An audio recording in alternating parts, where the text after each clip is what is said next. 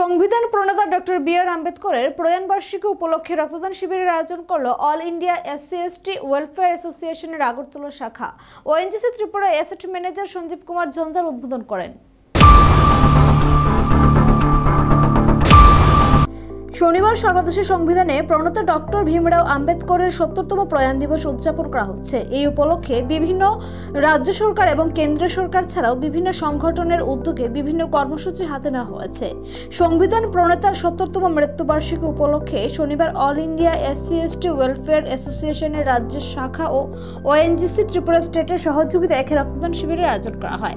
ওএনজিসির মহিলা সমিতির হল ঘরে এই রক্তদান শিবিরের আয়োজন করা হয়। রক্তদান শিবিরের উদ্বোধন করেন ONGC Agartala asset manager Sanjeev Kumar Jhanjha. এদিন স্বেচ্ছায় রক্তদাতাদের উৎসাহ প্রদান করতে তিনি respectable position for marginalized people in this India. He strived for equality and justice. Stressed, I think nobody will have doubts that his whole life was dedicated to upliftment of downtrodden and so that we can have a very inclusive and equitable society.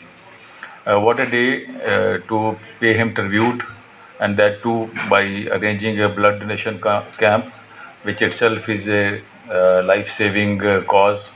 Because I was just going through, if we just donate, I am not very sure, maybe medical team can say, but if one donation, maybe it can help save 3 lives.